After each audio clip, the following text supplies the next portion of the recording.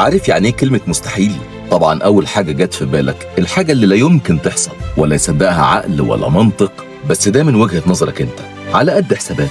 بس المنظومة الإلهية موضوع تاني خالص. تعالى بقى أقول لك تعمل إيه عشان ربنا يسخر الكون كله عشان خاطرك وتبقى واقف مذهول من جلال التدبير. بس قبل ما أقول لك تعمل إيه، تعالى الأول أحكي لك قصة.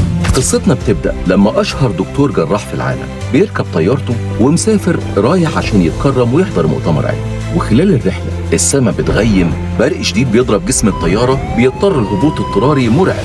فجأة الدكتور لقى نفسه في منطقة ما فيهاش صريخ من يومين، مطر وضلمة وطيارة نازلة هبوط اضطراري، موقف صعب جدا. بيبص بعينه بعيد لقى بيت فيه ضوء بسيط بس على مسافة بعيدة. اتحرك وراح هناك على أمل إن يلاقي حد يساعده.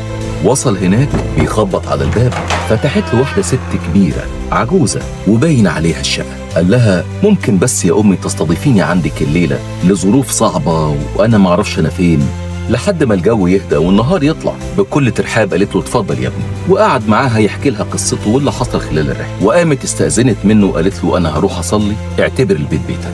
راحت الست تصلي، وبدأت وهي بتصلي تدعي ربنا بأدعية بإلحاح وإصرار شديد جدا، وده اللي أثار فضول الدكتور لمح جنبها وهي بتصلي في طفل نايم على الأرض باين عليه التعب والمرض.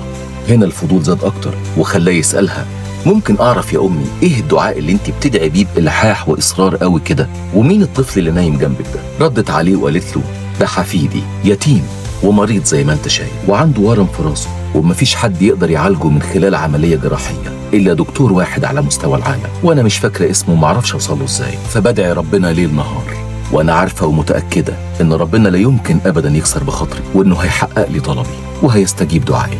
الدكتور بدأ يبكي جامد قوي وقال لها يا أمي أنا الدكتور اللي أنت عايزاه، وعشان خاطر دعواتك دي ربنا نزل المطر وخلى البرق يضرب طيارتي ويعطلها وينزلها عندك عشان اجي تحت رجليكي في المكان ده، وإن أنا اللي عامل له العملية. وهو ده السر اللي بيحقق كل مستحيل ويخلي مفيش حاجة اسمها مستحيل، ويحقق المعجزات. اليقين بالله وحسن الظن بالله. لو عجبتكم القصة ما تنسوش تشاركوها عشان الكل يستفيد، واحكي لنا تجربتك مع اليقين بالله.